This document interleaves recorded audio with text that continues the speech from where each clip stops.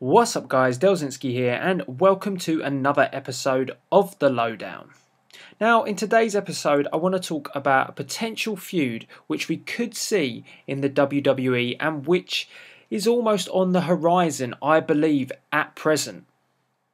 Now this feud is between Brock Lesnar and Ryback. Now the reason why I think this could be a potential feud which is going to happen is because when I was at the WWE live event on Friday, we saw Ryback walk out on Paul Heyman and basically left him for dead and for CM Punk to literally beat Paul Heyman's ass with a kendo stick. Not only that as well, we saw Curtis Axel again also run away from CM Punk, leaving Paul Heyman for dead.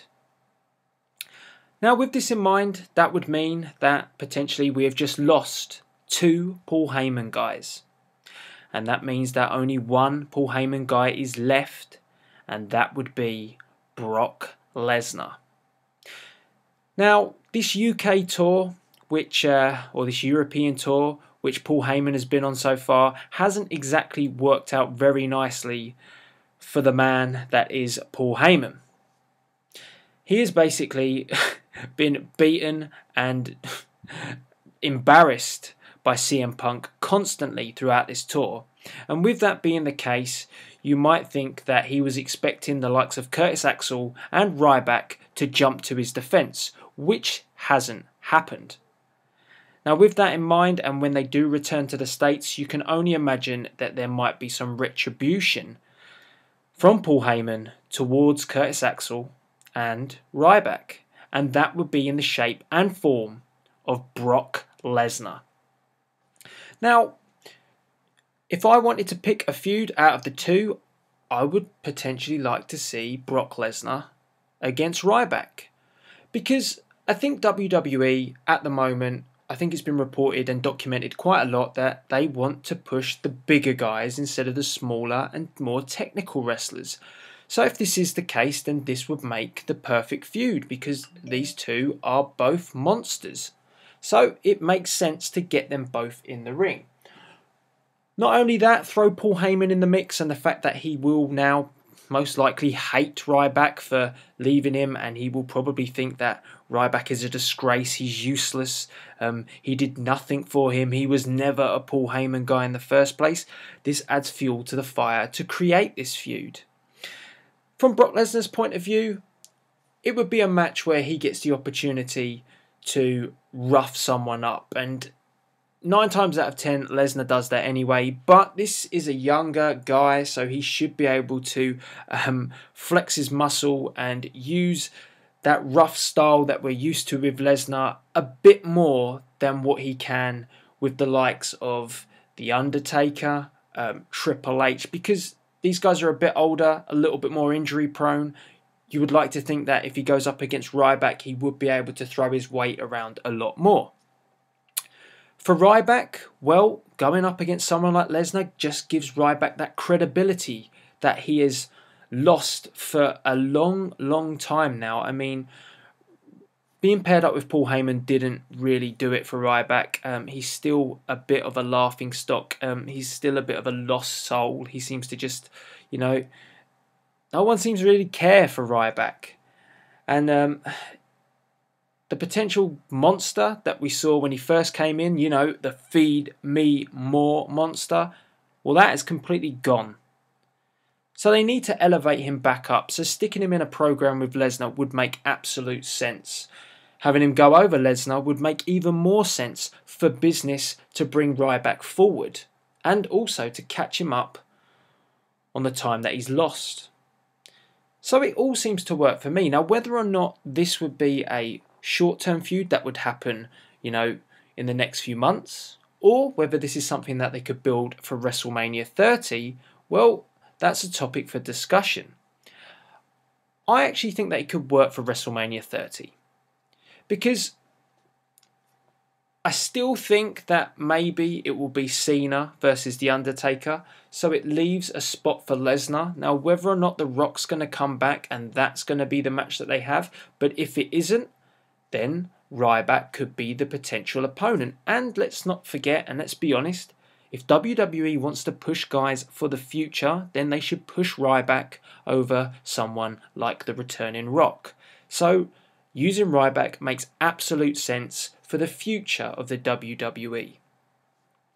Now on to Curtis Axel. Well, the man that was supposed to bring respect, credibility back to the Intercontinental title, he's held that belt for a long time, but it really hasn't done that. And I think that's because that when you look at someone like Curtis Axel, the man's father was Mr. Perfect.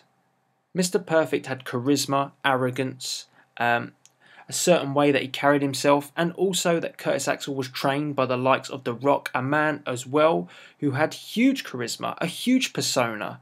And then you look at Curtis Axel, and he just doesn't seem to have that flair that these two used to have.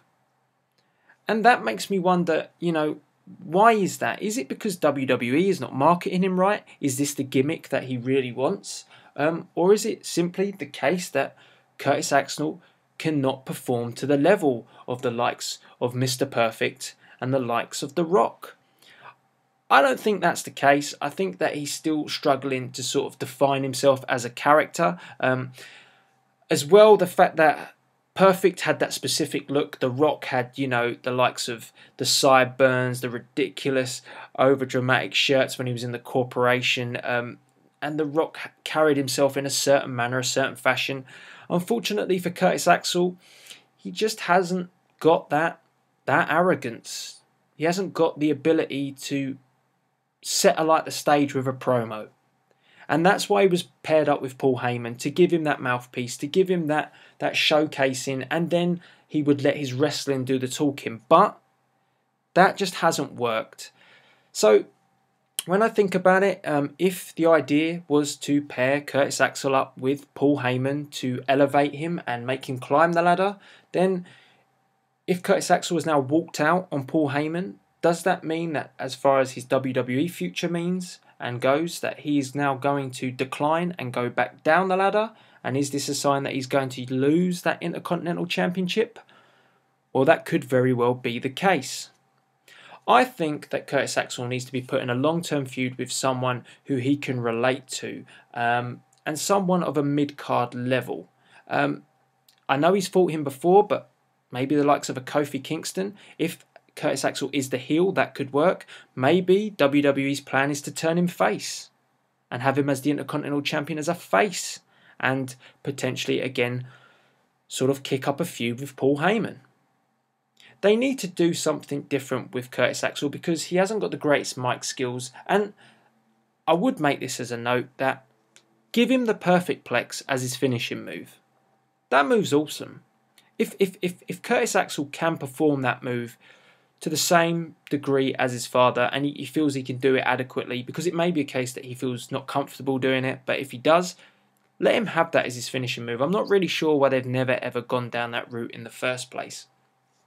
It would be a perfect tribute to number one Mr. Perfect, and not only that, it's a fantastic finishing move. So, the two topics today obviously are, would you like to see a Brock Lesnar Ryback feud? Where would you like to see it? WrestleMania 30, would you like to see it now? What do you think it would do for the career of Ryback? Where would you like to see it go with the likes of Heyman and Lesnar? And where does Curtis Axel go from here? It seems that he's parted way and he is no longer a Paul Heyman guy. So what does the future hold for the current Intercontinental Champion? So guys, let me know in the comments box below your feelings, your views. And as per usual, please rate, comment and subscribe. This is Delzinski, signing out.